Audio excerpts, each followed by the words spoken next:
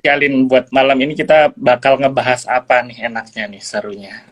Mulai dari market di US dulu kali ya. Kalau Boleh. kita lihat kayaknya futuresnya meskipun hijau tapi nggak terlalu kencang juga ya. Kayaknya agak rada flat aja nih.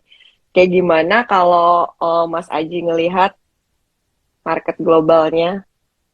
Oke, kalau saya sih ngelihat sih memang kondisi market kita kan, maksud saya kondisi market yang ada di Amerika Serikat itu sekarang ini sangat sangat tergantung dari data-data ekonomi yang keluar. Jadi kalau misalkan kita sebagai seorang trader nih dari kemarin, kalau yang ngikutin live kita terima sekuritas itu saya kasih rekomendasi itu lebih enak buat trading jangka pendek. Jangan hold saham-saham big caps karena kenapa? Uh, kan kalau misalnya kita lihat ini market kita itu sepertinya sekarang ini mulai balik lagi nih, mulai di take over lagi sama investor asing. Karena kalau saya lihat memang dari pertengahan tahun lah ya, itu kayaknya memang kebanyakan investor retail yang sebutannya itu kan uh, COVID apa namanya koronial. Colonials. Iya, karena Nias ini mereka itu kan sudah balik kerja lagi, karena terus juga balik berbisnis lagi. Akhirnya market kita itu kecenderungan udah agak sepi dan sekarang udah mulai di drive lagi sama investor asing. Dan investor asing dari kemarin itu ya memang fokusnya nggak cuman di makroekonomi kita, mereka juga fokus di kondisi makroekonomi global yang sekarang menjadi headline utamanya juga bahwa angka inflasi di Amerika Serikat kan yang bulan Juli itu kan udah turun, tapi turunnya itu kok dikit banget gitu loh. Ekspektasi market, ekspektasi investor, para pelaku pasar global itu beranggapan bahwa harusnya inflasi itu sudah bisa turun loh. Alasan pertama yang paling jelas itu karena harga minyaknya nih. Harga minyak kalau misalnya kita lihat secara teknikal itu udah downtrend banget, pergerakannya itu udah, ya kita kalau misalkan baru belajar teknikal pun itu udah bisa ngebaca kalau kalau harga minyak itu udah kayaknya untuk bisa balik ke angka 100 itu kayaknya juga agak susah gitu. Tapi ini yang jadi patokan utama kebanyakan investor yang mengharapkan bahwa harusnya uh, inflasi di Amerika Serikat di bulan Juli kemarin tuh udah bisa turun, tapi pada kenyataannya memang turun, tapi itu turunnya itu nanggung, jadi dari 8,5% jadi 8,3%, jadi cuma turun 0,2% aja inflasinya. Sedangkan ekspektasi konsensus, ekspektasi kebanyakan orang itu at least 8,1 lah, atau yang kemarin saya ngobrol sama beberapa teman-teman ekonomi itu mengatakan bahwa ya harusnya bisa lah ke angka 7%-an walaupun 7,9, 7,8, tapi pada kenyataannya ya ternyata kalau saya lihat dari nge-breakdown angka inflasi yang ada di Amerika Serikat yang baru keluar kemarin ini, harga-harga kayak misalkan yang berhubungan sama rumah tangga ya, contohnya makanan, bahan pangan, terus BBM, terus juga listrik, itu masih masih belum ngikut turun. Jadi yang kalau kita lihat itu inflasi secara menyeluruhnya turun memang, tapi core inflation itu masih sama nih, kurang lebih tuh angkanya tuh mirip-mirip.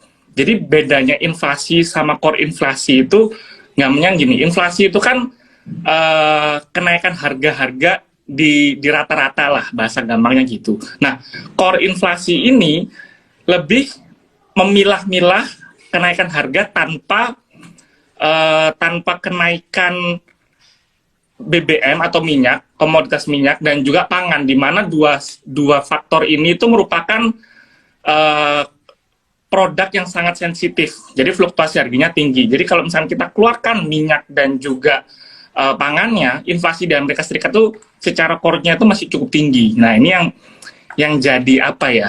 Jadi kurang greget lah ibaratnya bagi para investor global melihat kondisi data inflasinya, yang akhirnya juga kalau teman-teman perhatikan Dow Jones-nya juga nggak begitu atraktif, market di Eropa juga kayaknya masih marketnya nggak bagus nih. Tadi pagi juga saya melihat market regional juga semuanya merah semua, ISG juga sama, kayak gitu sih mungkin. Iya, betul. Kita semuanya merah ya, meskipun kayak di awal opening emang agak mengejutkan sih koreksinya, tapi setelah itu mungkin market udah bisa mencerna apa yang terjadi sehingga pelemahannya itu menipis. Oke, kalau Bang Aji ini terkenal biasanya kita pada konsul saham kayak gitu ya, dan akan diulas secara teknikal. Malam hari ini apakah kita juga bisa tampilkan layarnya nih? Bisa, kalau saya sih udah prepare, karena kalau saya live tuh selalu pakai nah ini, karena daripada ngeliatin Nah, bosen pasti orang-orang. betul, sekalian kita belajar teknikal ya. Baik, kita akan bahas dengan saham yang kayaknya menyita seantero bumi ya. Bumi, Kak. Bumi, kalau misalkan kita lihat pergerakan bumi itu dari hari ini tuh orang-orang pada banyak yang tanya nih, bumi apakah udah break dari uptrendnya atau belum? Karena kalau misalkan saya lihat, memang orang itu dari kemarin itu ketika bumi sempat di atas angka 200 ya, itu udah mulai spekulasi, udah mulai beranggapan bahwa wah ini udah terlalu premium nih. Karena kalau misalkan kita lihat 2 bulan, 3 bulan terakhir itu ya harganya kan masih di bawah 100, sedangkan sekarang udah kemarin sudah sempat menyentuh angka 200, apakah sudah dianggap premium? Nah, orang-orang di sini tuh sekarang mulai banyak cari-cari cerita nih. Kalau misalkan Hmm. teman-teman suka ngobrol, apa namanya, suka ikut ke dalam grup-grup WhatsApp, itu pasti story-nya bumi itu gimana sih? Jadi orang tuh pada spekulasi harga bumi secara valuasi murah, utangnya bisa turun dan lain sebagainya. Nah, kalau misalkan kita ngomong secara teknikal, kan apa namanya, ngelihatnya itu secara harganya itu udah reflect nih bagaimana kondisi kondisi sahamnya itu gimana. Dan kalau bumi sendiri memang dia itu sekarang ini saya bilang bisa cukup rawan, agak cukup rawan dalam artian memang secara jangka menengah ya, dari bulan awal Agustus sampai sekarang itu masih bergerak uptrend, tapi sekarang udah mulai deket-deket angka EMA 20-nya nih, yang grafik warna hijau di sini kan kelihatan ya. Jadi kalau teman-teman misalkan udah terlanjur beli, let's say di 220, 210 gitu, sekarang apakah waktunya cut loss? Menurut saya nggak usah dulu, nggak apa-apa. Kita ngelihat angka MA20-nya ini, yang garis warna hijau ini, kita jadikan sebagai acuan support kuatnya. Karena kalau misalkan kita ngelihat secara historis, MA20 ini si harganya bumi ini nggak pernah mendekati MA20. Jadi ketika dia mau dekat pasti rebound naik. Di sini rebound naik. Nah sekarang ini momennya nih, apakah dia bakal rebound naik apa enggak? Karena kalau misalnya kita lihat 2 hari terakhir dia rebound, tapi ternyata hari ini turunnya cukup dalam, minus hampir 4%, karena orang-orang ya takut lah sama kondisi makroekonomi globalnya, lebih baik taking profit. Tapi kalau misalkan saya lihat murni teknikalnya, harusnya dia masih bisa bergerak naik gitu. Oke, untuk bumi perhatiin MA20 ya menurut Kak Aji, karena selama ini secara historis dia tunduk pada MA20-nya. Oke. Baik, kita akan bahas saham bumi udah Wirge, Kak. Mungkin kemarin-kemarin ada yang sempat berharap ya, karena Wirge dibarengi dengan sentimen atau berita menandatangani sebuah perjanjian kerjasama dengan Salim Group, sempat ada sedikit lah Kak menonjol tuh Kak candle yang itu, dikirain kan break dari sideways tuh. Ternyata 2 hari belakangan ini koreksi, malah ada gap down tuh Kak. Iya, betul-betul. Work ini kalau kita lihat memang PHP sih. Kalau saya ngelihat 2 hari lah, di tanggal 12 ini candlenya ini jelek banget, karena dia openingnya itu gede, opening di harga 600, tapi tutupannya itu malah di harga 555. Jadi orang itu ekspektasi, ini yang kalau misalkan teman-teman belajar teknikal itu namanya sell on news tuh, yang ini nih. Karena opening harga langsung dongkrak naik, tapi orang malah manfaatin buat jualan. Karena WIRK ini gimana ya, saham teknologi ini memang jangka panjangnya itu masih belum pasti, banyak uncertainty. Apalagi di kondisi market seperti sekarang, di mana banyak negara meningkatkan suku bunga, pasti orang lebih lebih tertarik untuk nggak masuk dulu untuk ke saham-saham teknologi ini. Dan WIRK itu juga sama nih kasusnya, apalagi WIRK saham small mid caps. Jadi ketika kemarin ada berita keluar, beritanya bagus, dimanfaatin buat sell on news, sekarang balik lagi ke area-area support. Nah, kalau Wirik ini saya sukanya kalau misalkan dia sudah bergerak naik dengan volumenya itu udah cukup tinggi nih. Kalau misalkan saya coba lihat di awal-awal, nah ketika dia baru-baru IPO itu kan ketika dia turun, ini kan waktu harga IPO sempat naik tertinggi, karena habis IPO kan turun nih. Nah di sini tuh bagus nih, volumenya ke create, tapi habis itu kayaknya orang-orang tuh cuman yang masuk di sini tuh kayaknya yang masih berharap bahwa harga IPO itu bisa lompat lagi. Tapi pada kenyataannya dari bulan Mei sampai sekarang itu belum ada pembalikan arah nih. Jadi menurut saya pribadi untuk trading di saham Wirik ini masih nggak enak sih. Kebanyakan orang-orang yang masuk ke saham teknologi ini, kayak misalkan let's say contohnya Goto, Bukalapak, itu buat trading itu agak susah. Jadi lebih baik buat investasi kalau misalkan percaya dengan story fundamental yang bagus gitu sih. Oke, kurang enak buat trading, intinya seperti itu ya. Baik, Kak, ini juga yang banyak pertanyaan dari teman-teman. Saya ambilin saham yang banyak dibahas, teman-teman ya. Nanti semuanya akan kita bahas. Friend, Kak, banyak yang nyangkut kayaknya. Wah, friend, Senin kemarin saya pada banyak yang curhat nih. Saya bilang, friend kalau masuk di dekat-dekat angka 80, dan kebetulan kemarin hari ini udah menyentuh angka 80-an ya di range harga tadi opening 84 terus closing 85. Nah, ini buat teman-teman udah bisa mulai masuk. Beda sama hari Senin kemarin pada curhat, wah, friend jebol nih pada rugi nih. Saya hari Senin itu kasih rekomendasi kalau misalkan belinya di 93, kalau misalkan punya uang average down di range harga 80 sampai 85. Tapi kalau misalkan nggak punya uang, jadi cut loss dulu, baru masuk lagi di 80 sampai 85. Benar, ketika saya lihat hari ini, tadi kan terendah itu friend di 82. Dan sekarang tutupan 8. Mungkin menurut saya kalau ditanya apakah dia bakal rebound cepat, saya sih bilang enggak. Kenapa saya bilang enggak? Karena kalau misalkan teman-teman lihat di sini, secara volume belinya itu nggak banyak. Jadi orang ini kayaknya hari ini tuh pada average down nih. Yang beli tuh pada average down dulu dengan asumsi kayaknya dia bakal lagging dulu deh di range harga 80 sampai 85 nih dia bakal bergerak sideways dulu. Jadi buat teman-teman kalau misalkan mau coba average down atau mau lagi coba koleksi dikit-dikit ke friend ini bisa. Tapi untuk bisa tiba-tiba dia balik sampai ke 90, saya sih nggak merasa itu bakal terjadi dalam waktu yang dekat sih. Mungkin let's say sampai akhir bulan September atau Oktober, kurang lebih 2 minggu lagi baru dia bisa gap up naik lagi ke range harga 90-an kayak gitu. Oke, kemungkinan besar kalaupun reversal nggak V ya Kak bentuknya, tapi ranging dulu ya, bergerak sideways ya.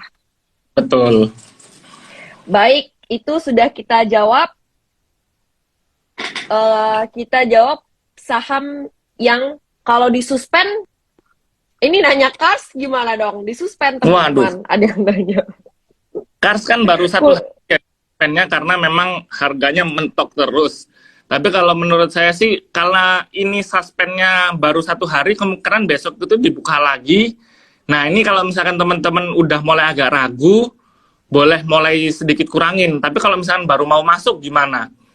Kalau saya sih bilang, ya ini saham banyak story-nya sih yang orang-orang itu jadi agak bias ya. Memang dia itu sudah mulai bisa merestrukturisasi hutangnya, gampangnya gitu. Tapi apakah dia langsung performanya akan bagus? Ibaratnya apakah bisa langsung balik tangan nih, jadi langsung cuan, langsung profit secara perusahaan? Ya mungkin bisa, tapi karena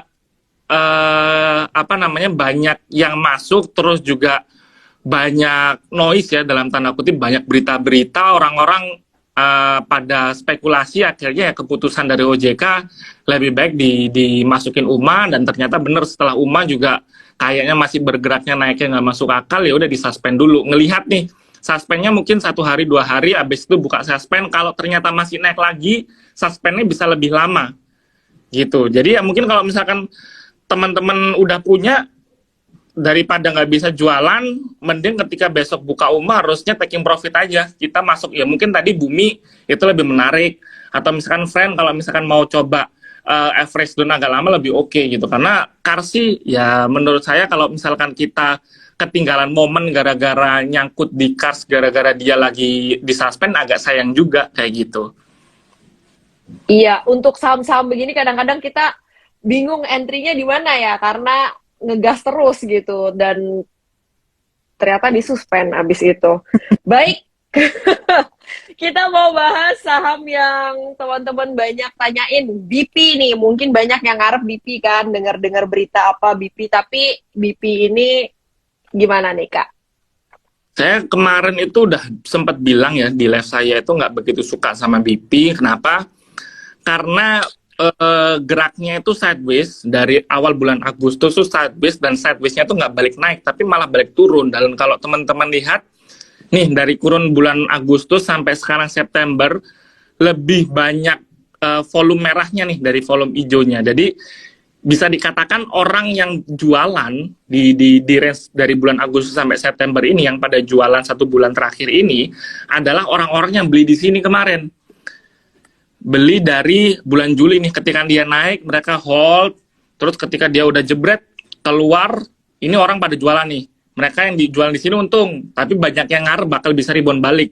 Tapi pada kenyataannya harganya nggak dimakan lagi sama orang. Akhirnya banyak yang dalam tanda kutip nyangkut, akhirnya pada keluar pelan-pelan. Jadi selama 1 bulan, bulan Agustus ini untuk BP merupakan bulannya orang-orang cicil jual nih, pada jualan pelan-pelan. Dan setelah orang jualan pelan-pelan ternyata bukannya malah dikatrol naik, tapi yang jualan makin banyak. Kan kalau misalkan kita lihat memang saham BP ini ya bisa dikatakan saham retailers ya, karena banyak investor retail yang pegang, dan kecenderungan investor retail itu suka panik. Begitu satu pada jualan, udah bilang nggak ada story lagi, ngajak temennya buat jualan. Gitu aja terus, dan sekarang masuk ke bulan September, bukannya dia bouncing naik, malah semakin turun. Jadi average-nya itu makin lama makin ke bawah nih.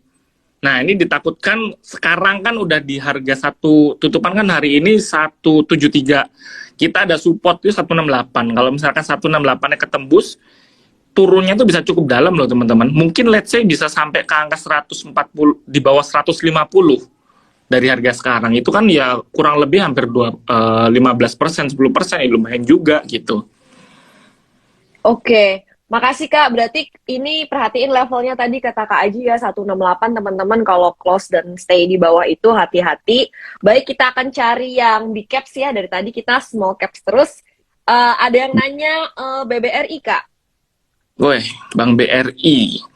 Kalau saya pribadi sih dari semua perbankan memang paling suka BCA. Tapi kalau misalkan saya ngelihat dari laporan keuangan kemarin yang di bulan ke-7, dari semua bank BRI itu bottom line-nya, earnings-nya bagus. Cuman dia distribusi pinjamannya itu nggak sebagus sama Bank Mandiri sama Bank BCA. Jadi ya dia oke. Jadi kalau misalnya dibilang dia so-so lah. Di kondisi market seperti sekarang, saya sih agak nggak suka ya. Karena tadi balik lagi di awal kan saya mention ISG sudah ada di angka yang cukup premium, dan kebanyakan investor sekarang pegangnya itu, investor asing ya, pegangnya itu saham-saham perbankan. Begitu nanti let's say demonya makin parah, atau angka inflasi Indonesia di bulan Juli atau di bulan Agustus nanti angkanya jelek banget dan potensi BI meningkatkan suku bunga lebih agresif, pasti bank-bank besar kayak BRI, BNI, BCA, Mandiri bakal bakal dibuang. Dan kalau misalkan saya bilang secara teknikalnya gimana, apakah bagus? Mungkin secara teknikal dia cukup oke. Dia berpotensi ngebentuk continuation bullish. Jadi kalau saya gambar sedikit, nah, gambarnya itu kan kayak gini nih. Dia potensi dia ini saya bilang berpotensi ya, karena dari kemarin tuh banyak yang nyalain saya nih, belum kebentuk udah bilang udah pada masuk, karena saya bilang itu berpotensi loh, belum beneran kejadian. Jadi kalau misalkan mau buy on breakout itu enaknya beli ketika dia udah ada di angka 4670. Sekarang kan dia tutupan di 4580. Jadi saya berani bilang ini 50-50 nih. Dia bisa naik ke atas atau naik ke bawah. kalau mau lebih pastinya tunggu aja dia sampai ke 4670. Tapi kalau misalkan balik lagi, kalau misalkan saya buat investasi ya nggak ada salahnya. Tapi kalau misalkan buat trading lebih baik tunggu breaknya aja gitu.